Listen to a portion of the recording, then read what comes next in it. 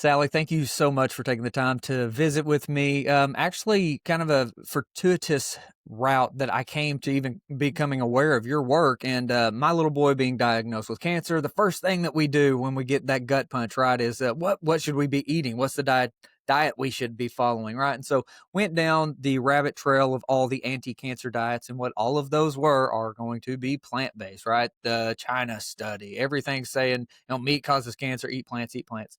And that led me to actually, Dave Asprey had a massive impact on me very early on as I was getting to this. And he did an interview with Stephen Gundry, and Gundry's talking about lectins and anti nutrients and things. I'm like, what is this? Right. So, read The Plant Paradox. And as we were bringing up some of those things, oxalates are mentioned. And then that's your world, right? And toxic superfoods is what you're very well known for. And so, I've been aware of your work for a long time in context of our journey. But to bring that in, a lot of the things that we're going to talk about are going to kind of sound out there for people, but we're going to be able to bring it together, weave it in through multi layers from the agricultural component, from the cancer component, from your work on oxalates, and much more. So if you don't care, just give us that little bit of a brief introduction, and we're going to dive into a really fun conversation. Well, yeah, I'm Sally Norton and I'm from the East Coast of the US. And I grew up as a little kid sick with like strep and this and that. And I was banned from the swimming pool as a little girl. And they used to give me penicillin on a spoon. This is nasty stuff. And when I was 5, I had my tonsils taken out, and I hated that experience. It was traumatic. The whole waiting for the surgery and the pain post-surgery was horrible. No one seemed to understand that that was horrible. The nurse was like, "Well, what's wrong?" And so I became really committed to my health very early on. I wanted to not be sick. I wanted to play and have fun and be free to do what I wanted to do, and I felt that was so important, like avoiding disease was a big part of having a fun life. And so when I was in 7th grade, thanks to a film strip in school, I realized that nutrition is critical to your health. And so I decided I would study nutrition in school. And I've been pursuing the question of how to not get sick. And by following mainstream advice and really trying to eat healthy, turned out that was the biggest mistake in my whole life. Isn't that wild about, you know, Sally, before we get into those details, what has blown my mind as I have began to understand more and more, and like I've done hundreds of interviews, right, with the top minds across all kinds of fields, from astrobiology to regenerative agriculture to cancer specifically, spike proteins, right, mRNA injections, like we have covered all of it. We have been lied to about literally everything. And when I say literally everything, it is literally everything. And so academia has been a tool for the lies. It has been siloed. I think a lot of good people go into the system, into that meat grinder, and they get wrecked, right? But so before we get into the oxalate specifically, I want to hear your experience of academia, because you went to a very prestigious university, have a very admirable degree, especially in the eye of anybody that thinks of Cornell or Ivy League institutions. So, what are your ideas on the grand overview of the siloing of academia and really kind of having a kind of pushing a certain narrative? Yeah, academia is painfully disappointing us and letting us down. It's to the point where I could cry. I mean, my world of public health nutrition, I have a degree in public health from UNC Chapel Hill. That's a master's degree and a bachelor's degree in nutrition from Cornell University. And in both places, it's really clear that there's a lot of personal agenda from the faculty. They come in it with their career agendas or their outlook. I had one faculty member at Cornell was an ideological vegan, and he been promoting his big research. He wrote a big book, one that you've already mentioned. And it's like other professors there, they would say flat out statements like, sugar is benign except for dental caries. It's like, that's a very non-nuanced message. And we were just spoon fed, like, end of not how to think, really. I learned how to think in my English seminar more than I did in my nutrition classes. The nutrition was never about how to think well, although they're trying to teach you clinical skills in dietetics of how to handle a whole set of problems in a patient and what to feed them. And when I started having to do this research on oxalate, I went to the library. That's my thing. I'm little Nancy Drew in the basement of the library and discovering all kinds of information we knew for the last 200 years that shows that eating too much oxalate is super bad. And yet it was never mentioned in any food classes, any nutrition classes, anywhere. And in public health, all of this stuff is invisible. And when I went back to the prevention people at UNC who knew me well, I worked there at the medical school and just invited for a 1 hour phone conversation to share what I'm finding in the literature, it was canceled. The meeting was canceled because they didn't want to talk to me because they saw my website claiming that oxalates are causing kidney stones and it's poisonous to people, and they didn't want to talk to me.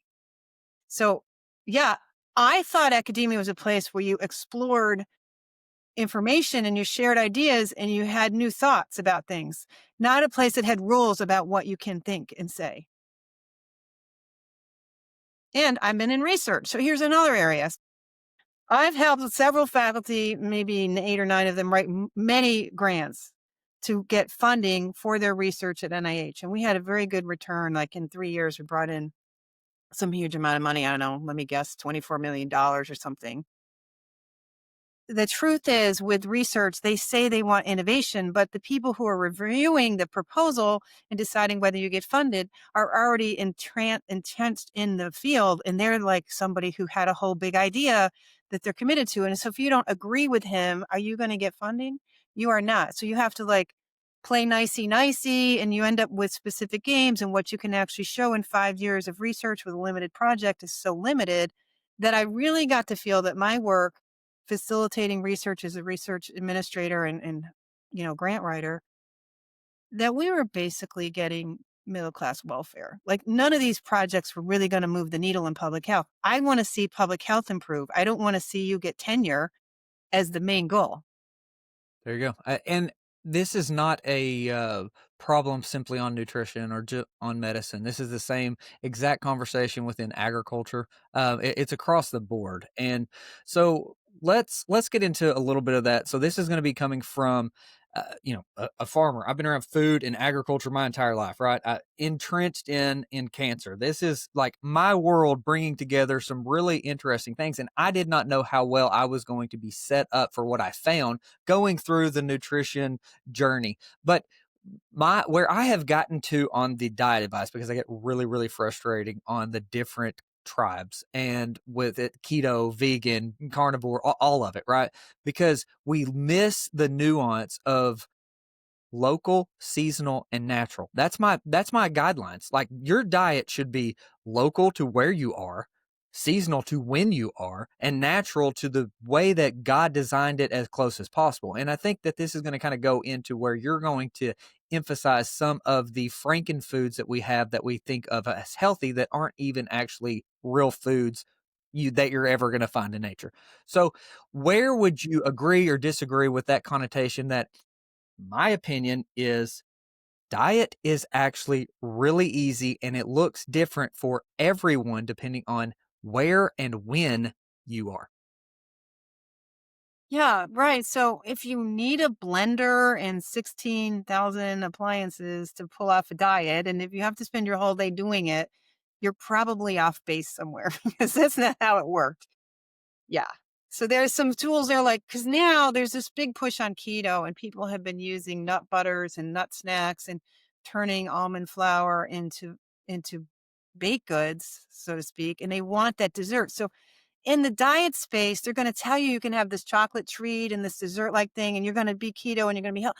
They are they are marketing like you can have your cake and eat it too. And people fall for that. And so we don't think back to like practical old timey ideas of like, how do you scratch a living out of the land and really survive? And if you think about plants in the diet and this whole plant centric mentality we have right now, it fails the basic logic test. If you go out in the world to have a plant based diet, where are you going to go find that except on very specialty farms using very specialty equipment, very specialty knowledge with specialty chemicals to have a very perishable product delivered to you 365 days a year? Does that make any sense at all? And does the whole world need California to give it almonds and almond milk all over the place? 90 something percent or some high amount of almonds for the entire world, including all of China, are coming from California. Does that make sense for American resources? Does that? No. So there's a lot of things going on that we think is great and we're enjoying is like playthings and toys, but it's not really mature thinking. I feel like we're stuck in the thinking of a 14-year-old. And to think more practically is to think in a more wise way about really what is nature support. And that's why I've been in the ancestral space where you have this simple filter thinking, well, what were we doing 15,000 years ago? What were we doing in the era of the woolly mammoth? And how do we manage to live all over the planet and move to the north and all over the place? How did we do this in the ice age? Were we having spinach salads and crispy kale and almond bread? Like, does that make any sense? Can you really build a healthy society? And honestly, nutrition is the basis of so many circles in life. Like your whole social circle, how you get together, what you do, are you together is really food based and agricultural based. And it's so sad that in academia, to kind of swing back to where we were before, right there on the quad at Cornell, across the quad from the nutrition school is the agriculture school. We share the same library, and I had to go over there to take microbiology. I'm like, why am I going to ag school for microbiology? Like, we should be one thing. Like, public health should be about agriculture, and agriculture should be about mimicking natural processes and trying to work with nature rather than trying to conquer nature and use all kinds of artificial supports to be able to feed humans. Agriculture, again, in my context, is stewardship of ecology. Like that's all it really is, and you're producing something that has a use within society, food or fiber or wood, whatever, right? And there's a lot of different things that go into that. But Sally, the the really interesting aspect for me is that what we're talking about and me being the one doing it sounds crazy. I own a farmer's market and health food store. I sell all the things that we're talking about, right? And I'm not talking about it in a good light. So that's everything from supplements, that's packaged health, quote unquote, health foods. That is it's a beautiful outdoor farmers market where it's about local and stuff. But when you look at what those foods are, they are so far removed from what would be found in nature. We don't have, a tomato patch out in the woods or out in the prairies. Like we don't have broccoli growing. We don't have carrot fields, right? None of these things actually exist. So let's go into a little bit of the disconnect from that persimmon that I have for a few weeks here in Arkansas, or a pawpaw that we have a few weeks in Arkansas, or some blackberries for a few weeks, right? Let's go into the difference in your view and your experience from a natural food to what we have cultivated. And to my farming friends out there, where it's not an attack, it is just trying to be a awareness conversation that there is a significant difference. Right. Well, there's an over possibility, over trust of nature when we get into this conversation about looking for natural models for how to live. Because first of all, we have changed the landscape so much with food. We think the stuff in the produce aisle was given to us by nature. Almost everything in the produce aisle was developed by men's technology starting 20,000 years ago and really going on steroids in the last 600 years. So if you were even to go back just 1,000 years, you would not find most of the produce that we get today. None. It just is brand new. So that is all frankenfood in a way. So even that naturalness is not really that natural in terms of what the planet had for us and where we came from. So that's an important thing to remember because it really brings in this oxalate problem. If you go out side of the produce department looking for food and try to wildcraft your purslane and your plantain and the different weeds and things are out there, you can get into trouble really fast because the alkaloids and the other chemicals in these plants can be a big deal. And so what humans did to be able to say take an acorn and turn it into food is they'd have these nets and baskets and they'd put them in these big baskets and set the basket in the river for 2 or 3 weeks to get wash out the tannins. and get them fermenting. So now they're no longer acorns, they're little acorn sprouts. Then you dry them out, then you pound them like crazy, then you high heat cook them and you make them like portable or whatever, but you're not really making it daily breakfast, daily lunch. Daily foods are things like the squirrel, the possum, the deer, the woolly mammoth, as long as you can hunt, because that's a more reliable source of protein, calories, and heft. Whereas the acorns, very handy, but not necessarily easy. So we had a technology for making potatoes safe too. You soak them in clay and kind of ferment them. And most all plant foods, like even grains that we've cultivated, still need issues. So you turn wheat flour into sourdough bread. That fermentation process makes it safer to eat. You take cabbage and ferment it into sauerkraut. So there's these technologies of using fermentation and soaking and so on to kind of pre-digest the plants and lower their toxicity. Now with oxalates, oxalate is this little toxin. It's a 2-carbon molecule with 4 oxygens on it. It's very, very tiny. That's oxalic acid that has a charge, and when it connects with a metal, it's called an oxalate. So oxalic acid becomes an oxalate molecule connected with potassium, magnesium, calcium, loves calcium. So in nature, plants make oxalic acid and hook it to calcium and make little crystals. Crystals in the tree bark protects you from beetles digging into you inside of the crust of a seed, like a little raspberry seed, for example. You got little bitty crystals of calcium oxalate helping the dormancy, the firmness, the hardness, and storing calcium so you can use it when you germinate. Later, you can hook off that calcium and use it as a cofactor and enzyme. So there's all these uses that nature's doing with something that's actually quite poisonous to us.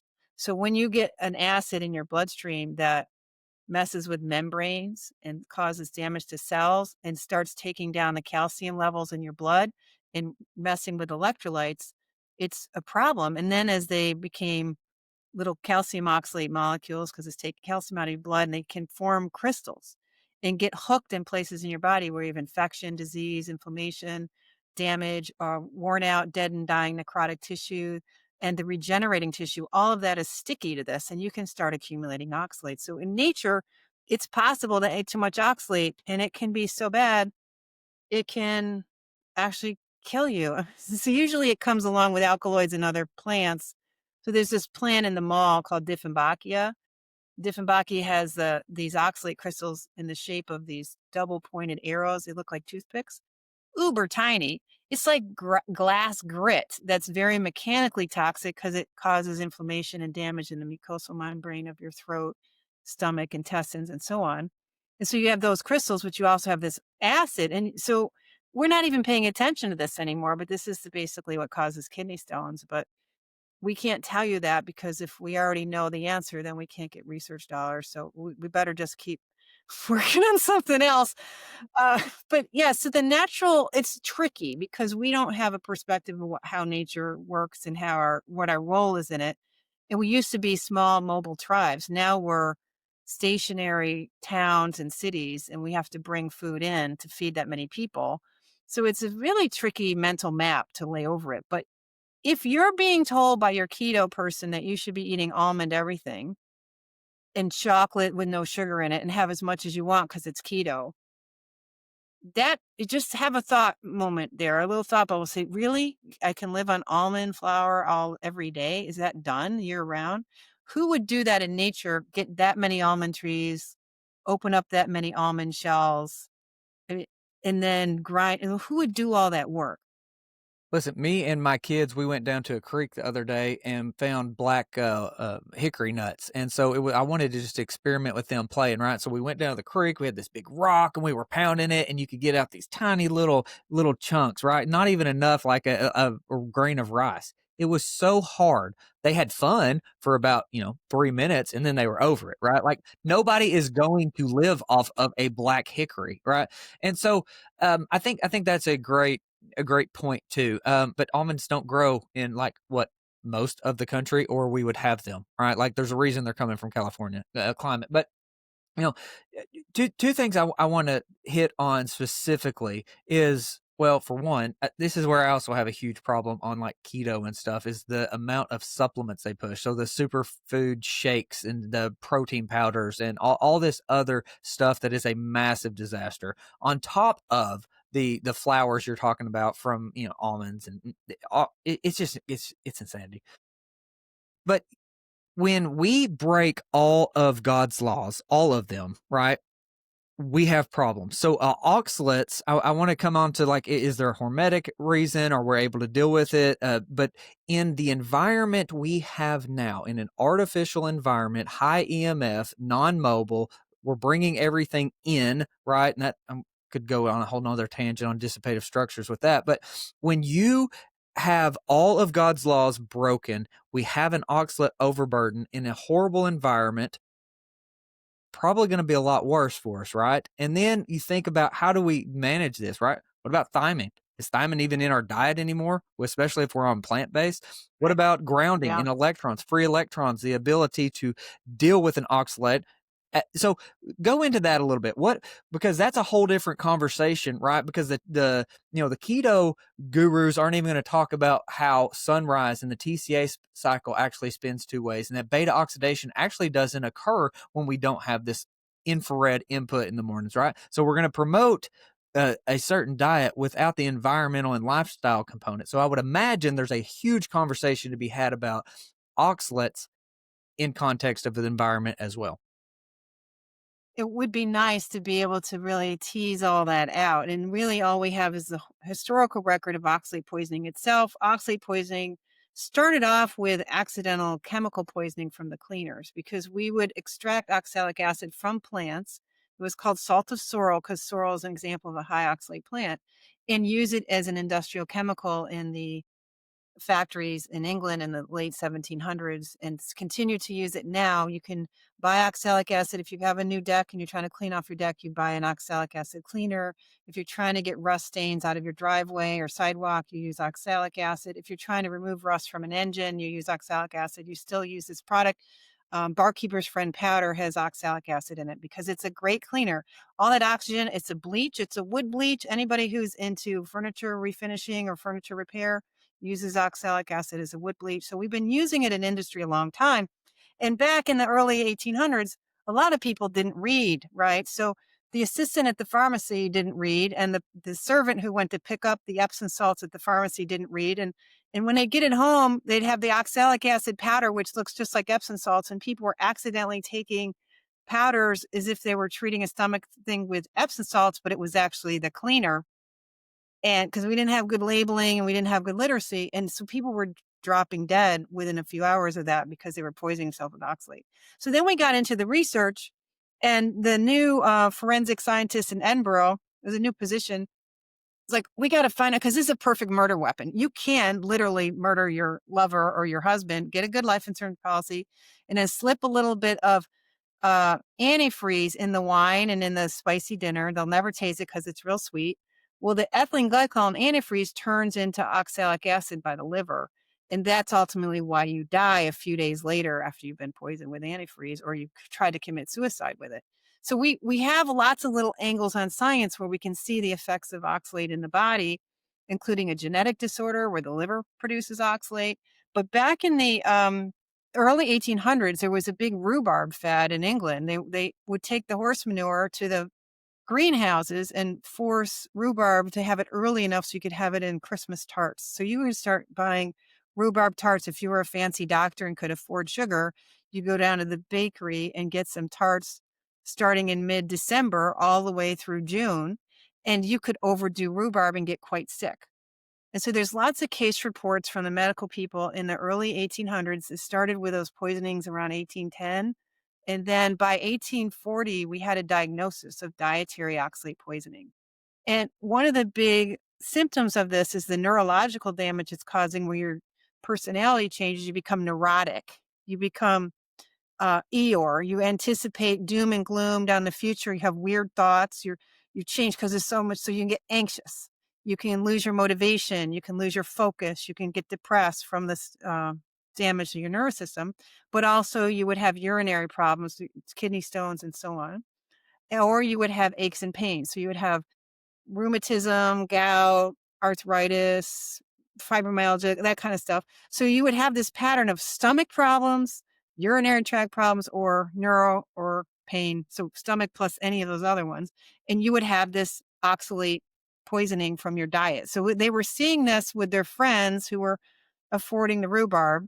But they couldn't test that well. They didn't know that potatoes, which was standard food in England, I don't think they were aware of how much soluble oxalate is in tea. And so their standard 5 cups of tea a day, plus their standard potatoes at least once a day, was giving them a baseline of oxalate in the diet. And then when they added the rhubarb tarts in season, they see this as a seasonal disease.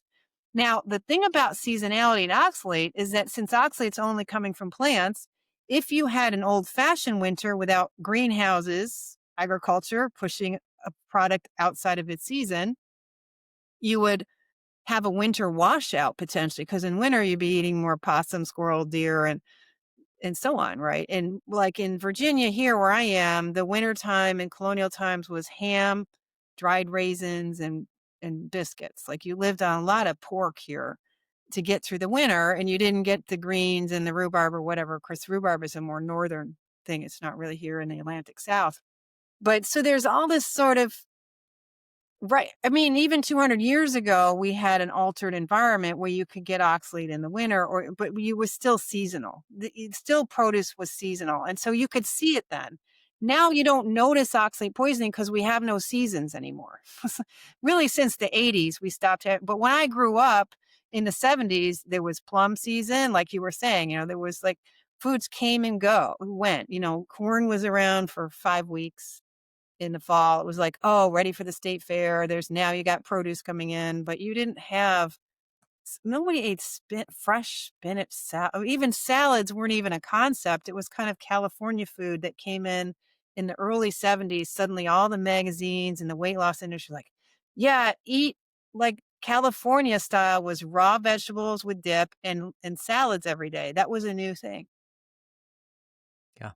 So something that's come to mind on the biophysics level is you've mentioned, the molecular structure of oxalates having, 4 oxygen. So oxygen is going to be the second most electronegative atom element on the periodic table. So that would lead me to believe that it's going to be just sucking up as it's formed electrons, right? Free electrons. It's going to have oxygen's also paramagnetic. So it is going to have I'm working through this, right? Like as you're talking, a affinity of going towards a negative charge. So that instantly makes me think certain tissues are going to be even more effective, likely kidneys, and also going to be extremely damaging to like the electron transport chain, right? The intermitochondrial membrane being this negative charge. So what are we seeing on those folds? What are we seeing on it? Am I completely off base with this aspect of Well, looking at? not just the molecule, but the crystals themselves are very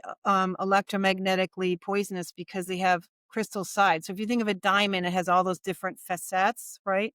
So the facets are one of them's a negative, one's a positive. So there's positive sides and negative sides. So it creates this lot of electricity, you might say, electricity poisoning because of all that kind of polarity going on. And so that affects the polarity of membranes. Membranes are these double structures of fatty acids inside. And so on the inner membrane, that's the inside of the cell side, and there's an outer membrane. Well, you're supposed to have certain molecules only on the inner membrane. And when oxalate comes along and is nearby, it has enough of electromagnetic pull that it disorganizes the cell membrane, the outer cell membrane. So it's also doing that in the mitochondria, and the other subcellular organelles have the same membrane structure. So life happens on the membrane. That's where the big proteins are that run all life processes. All the enzymes are embedded in these membranes. And if you don't have the right lipid structure in the membranes, none of it works right. Okay, so there's that problem. And now when you've got the molecules that are supposed to be in the inner leaflet on the outer leaflet, now the immune system goes, oh, you're a damaged cell. The immune system has to come take it away. So you've made a cell sick and dying just by having that electromagnetic charge nearby the cell. And that can get into the cell, especially when you have damaged membranes and stuff, it's going to get in there more. But there's transporters, those are those proteins in the membranes that move like bicarbonate ions and things across. So that same transporter will move oxalate into oxalic acid into the cell. Now, once it's in the cell, there's even a bigger problem there because of its affinity for calcium and calcium's affinity with it. Because inside a cell, the whole kingdom in the cell is run by messengers that tells everybody what's going on, what we're doing next, what we got to do now as a cell.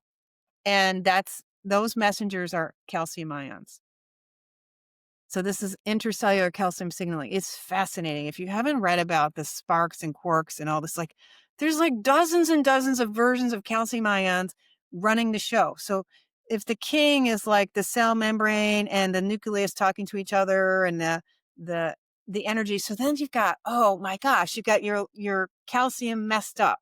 So that's affecting the mitochondria too. You got your cell membranes and the mitochondrial membrane messed up. You've got this once you've disorganized the calcium control of the cell, you have shredded that cell's ability to produce uh, energy and to get its work done and to survive. So now you have a brownout state because you're not producing enough ATP.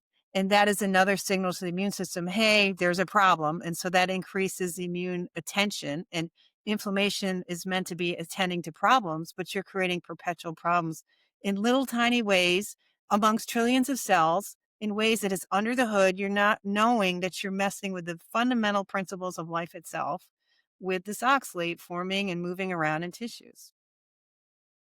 Sally, I love the analogy of the membrane was the king. That's really cool. But another aspect that we never ever talk about, or most people aren't even aware, is like the endothelial glycocalyx. Right, this is 50 times bigger than even the membrane. So, if I wonder how the effects of oxalates interacting with the glycocalyx be, I would be super interested to see anything on So, that. from what I can tell with that is it's really about tissue maintenance. So glycocalyx is really the whole continuous layer of cells having this what it's like my hair. Like if my head was a cell, the glycocalyx is this kind of wavy stuff, kind of like seaweed hanging around in this gel like fluid of the body.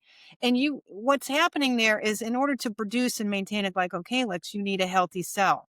And when you have the brownout, the energy problem, you're not producing enough ADP and you've got this inflammatory stress, the reproduction rate of those cells slows down. So the natural lifespan of the cells causes them to age out and you need to produce new ones in time to continually keep this membrane perfect all the time. And you don't. So as you have weakening of that, you end up with more like fibrotic production. So now the cells are producing basically disorganized collagen so that because if you have a cell that's supposed to be between these two cells that's dead and dying and can't be reproduced because you don't have enough energy to do it, you have to glue yourself back together to have some integrity in that structure with fibrotic material, and that doesn't have a calyx at all. I mean, that is not what you lose the ability to maintain that part of the cell and the whole overall structure of those membranes. You see it in the bladder.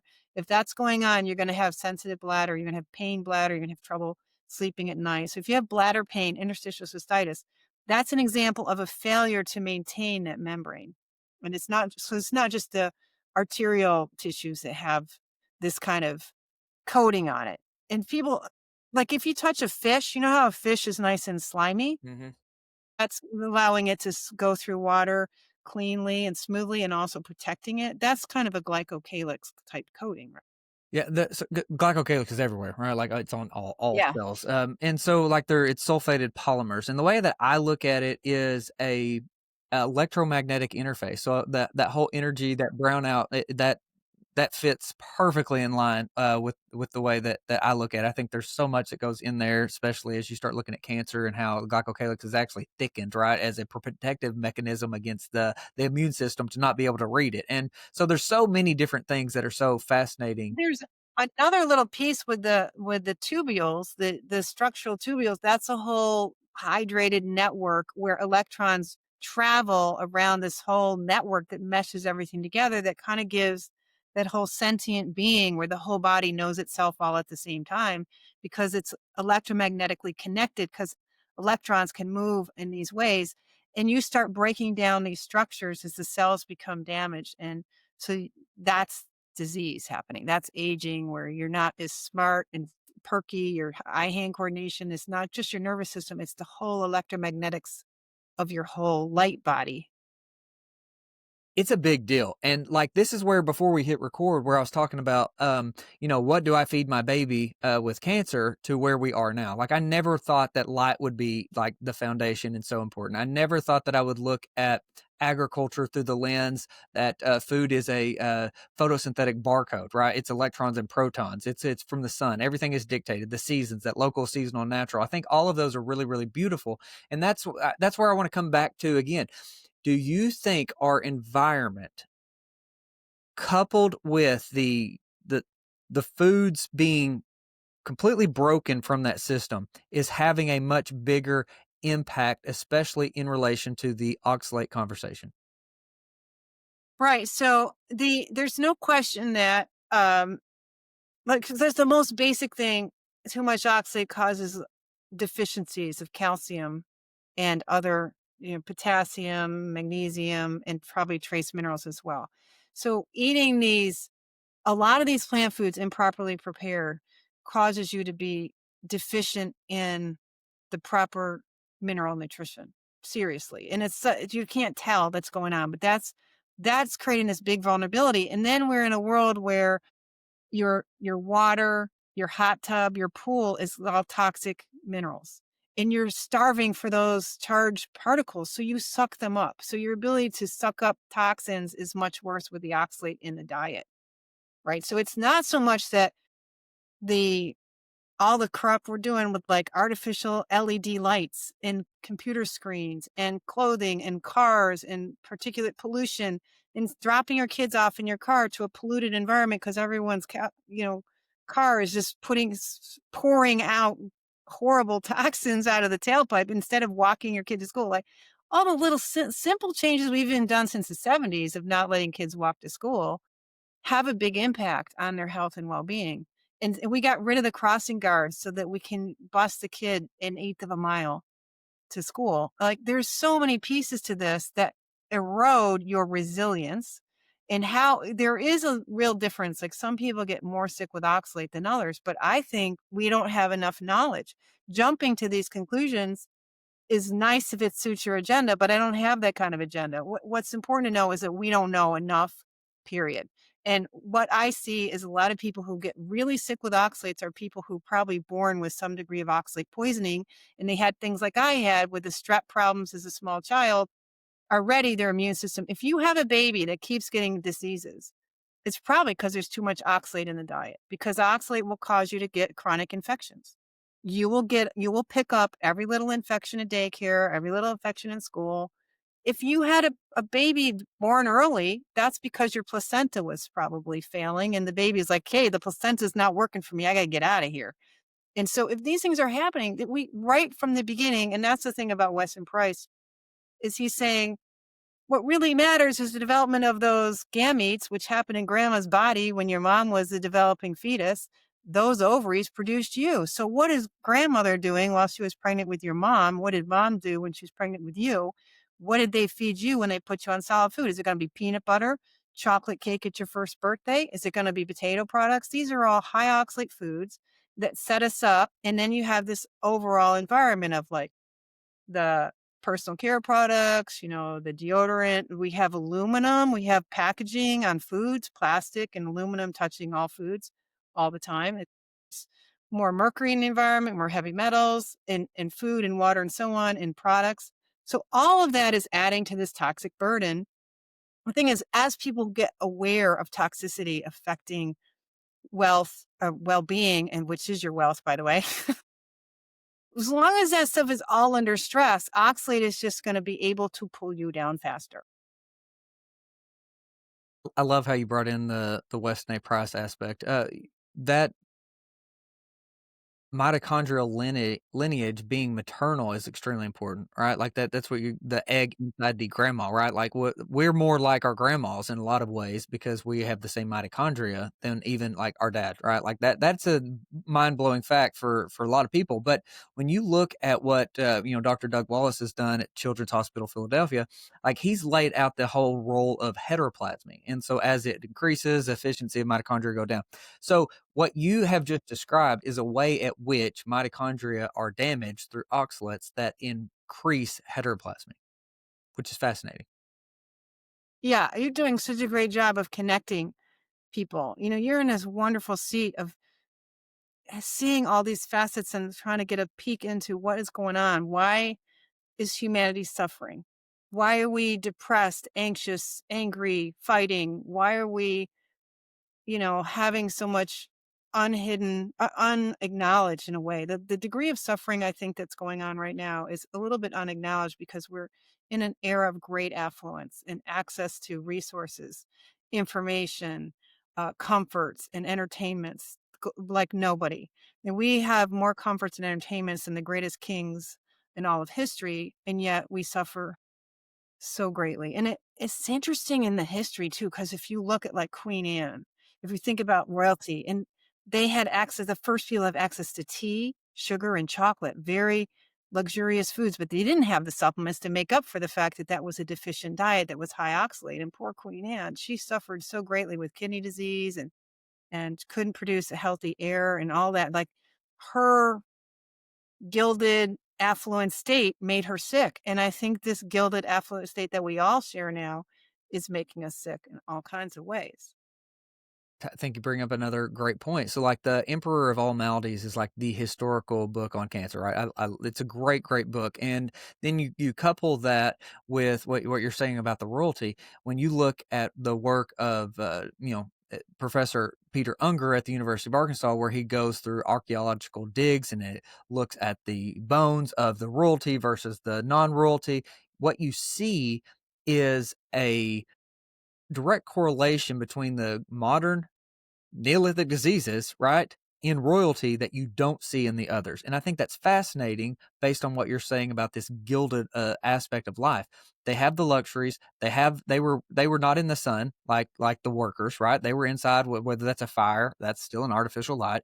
And so when you see this, the argument of, well, we've been doing that forever. Well, diseases were around forever. But when you start breaking it down, there's a huge discrepancy on who was sicker and who wasn't. So the more natural laws we break, the sicker we are. That's evident through the royalty. What is your thought on that? Well, I have a strange brain because what it reminded me of is at Colonial Williamsburg, learning that many of the royal portraits are done in yellow gowns and yellow outfits is a sign of royalty because the yellow dye at the time could not handle UV light. So those outfits could never see the light of day, and they had to stay in the closets and were worn for portraits. But that was proof that you were royalty because avoiding the outdoor world is a sign of affluence. And so we've been we've been hiding from the sun for a long time as a type of affluence. I did not know that. That is super cool. Super cool. What, This is a weird trivial pursuit thing, but it's all human culture. Like this is the textile side of our agriculture. Like you could not have done well without wool because cotton is too wet and heavy. If you're doing a war or whatever in the day, like cotton was not really a practical fiber. Like you needed animal agriculture again, and so you could see all through the world how goats and sheep are important. And in fact, goat is like the most commonly eaten meat. So I just think all of that, like today, I really dislike all the synthetic fabrics that we're using and that so many things we put on our face and mouth, we're getting fibers, even Kleenex, like breathing wood fiber that's got dioxin on it and so on is not probably a great idea. Like the only little things. And I don't want people to be feel neurotic, like, oh my God, the world is so toxic. I'm going to die. Why bother? Give up. But just being aware, like if you need to unplug a little bit from how everybody does everything, that's okay. Like you should give yourself permission to be a little weird and be like, I use handkerchiefs. I buy natural fibers and I like to buy my pork in 20-pound pieces and make a big, I it's okay. Like having to fit into this world is to fit into a world that suffers, that has mental health problems and physical health problems and needs wheelchairs and depends and all kinds of weird props to carry on. Great point. I love it. And this is the opposite of the siloing, right? And you've mentioned pork a couple times. So, like, what are you, because that is a high thiamine food, right? I want to Mm. understand where we are on uh, oxalates and thiamine. Do you have anything to add there? Is there a correlation or not?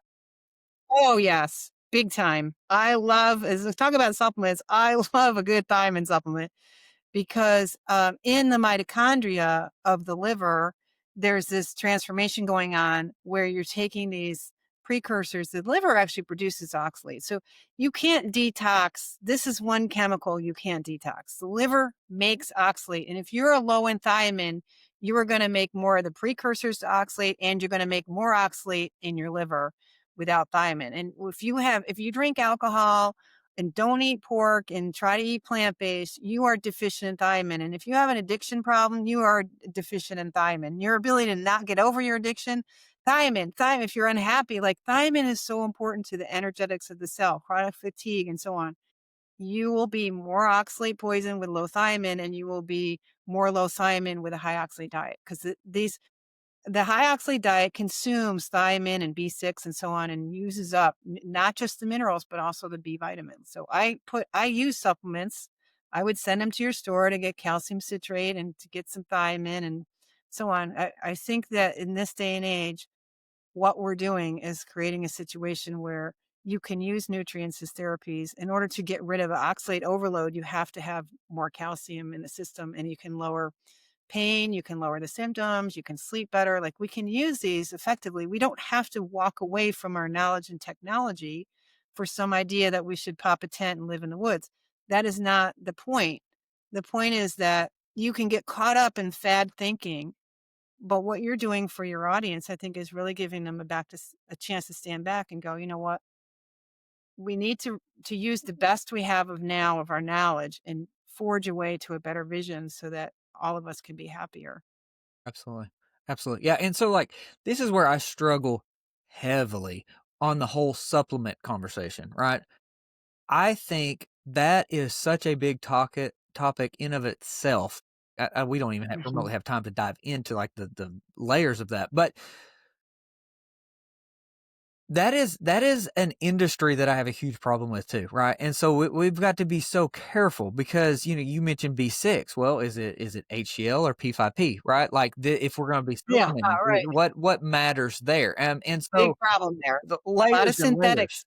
The synthetic stuff, Yeah, and so most supplements are going to be synthetic, even if it comes from the they're best terrible. company that you just love and your favorite influencer supports them, right? So I've always tried to steer towards a local, seasonal, natural source of everything, right? All nutrients. So how do we balance that, right? Because Sally, I have seen supplementing with magnesium change people's life. I have seen it over and over and over.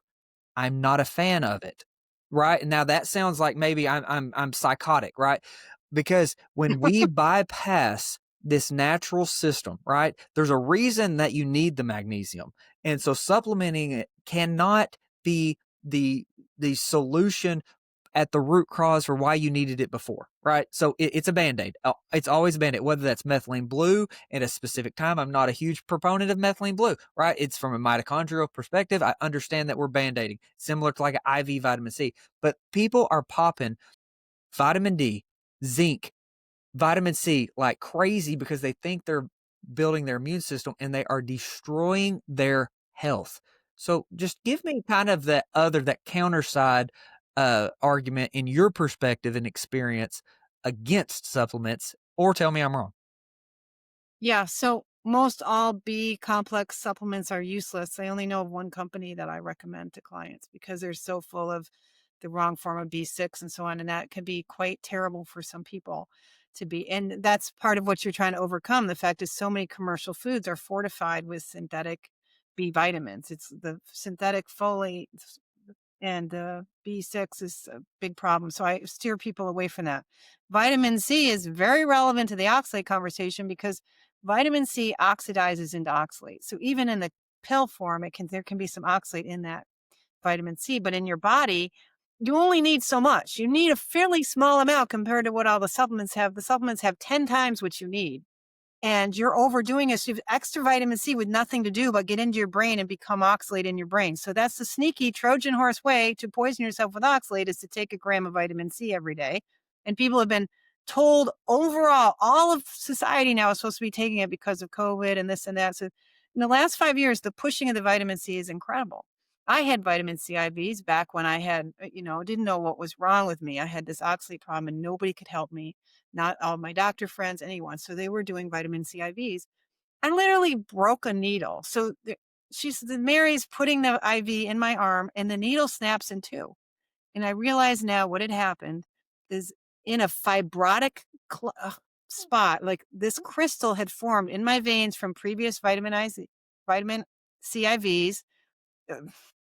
That IV was putting vitamin C right there in that vein in a way where it was already causing a tissue damage, where later on, as it oxalates circulating in my blood, forming crystals right there in that spot. And that crystal was being encased in fibrotic material so much that it didn't move.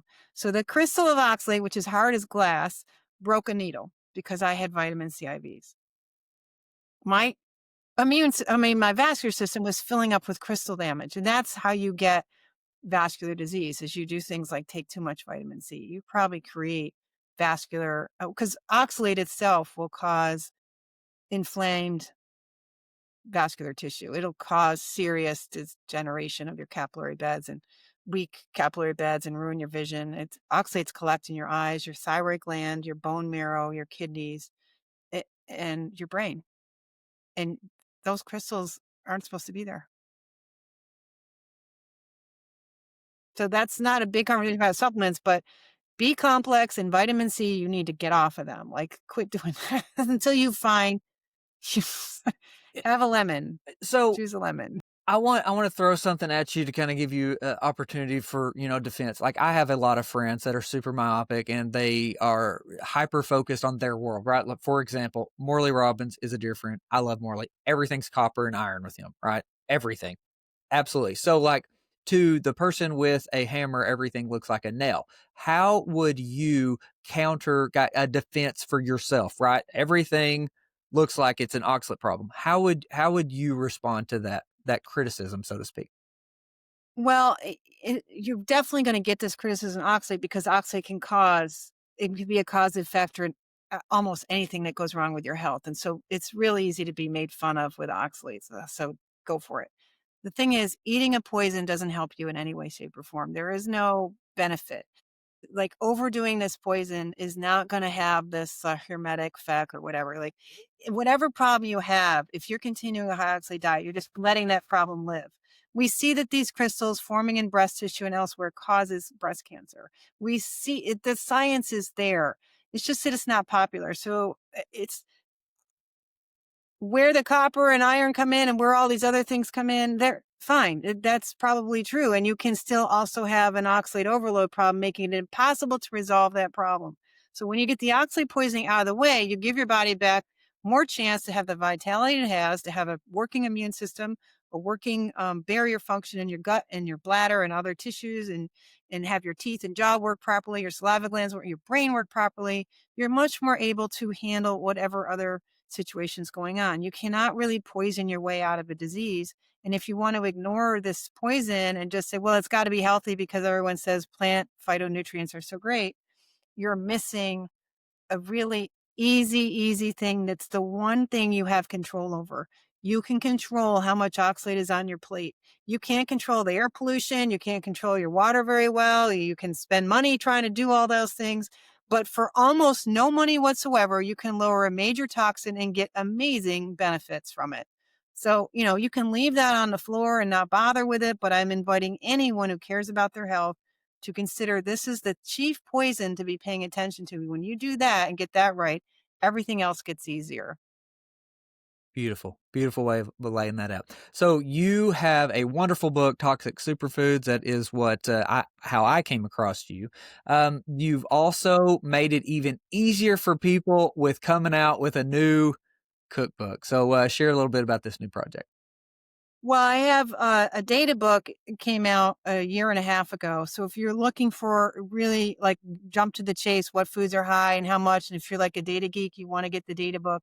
Now, Toxic Superfoods is the only book that I have in the mainstream commercial world. So if you're out there on Amazon and other ways of purchasing books, it's only toxic superfoods. All the 20 or 30 other things that say Dr. Norton this and that is just junk, just if you want other information, you have to go to my website. And on my website, I've had this PDF cookbook that is becoming a print on demand cookbook in a new edition. And that'll be coming out in hopefully late November. So that's coming. So that's an updated 200 recipes if you want to learn what to do with a turnip and how to work with these low oxalate foods, which we really didn't talk about that. But in the main book, Toxic Superfoods, you got all these lists. And on my website, you have a lot of free material. And if you're just interested in like learning or meeting people who have like had major insights with oxalates, you can go to my YouTube channel. So I have YouTube, which is SK Norton, and there's about I guess 15 testimonials and about 30 shorts, and you can get a real taste of what it's like for people there. But, either read my book, Toxic Superfoods, or come to my website, read that for free. Look for the cookbook or the data book on my website and just start joining that oxalate awareness, because there's bound to be someone that you love with kidney stones, arthritis, vision problems, tooth pain, you name it, cancer, who needs to know or needs the opportunity to be invited to learn about this, because this is one of those hidden things that's unpopular. This is not the cool kid street here. I love it. Thank you so much for your work and going against the grain and being willing to take the time to put in so much effort, because it takes a lot of effort to put together what you've done and to continue to fight through.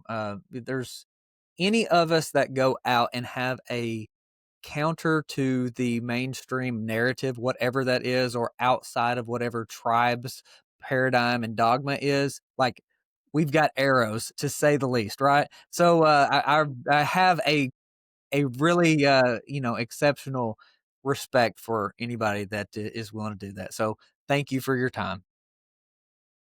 Thank you. Lovely to be with you.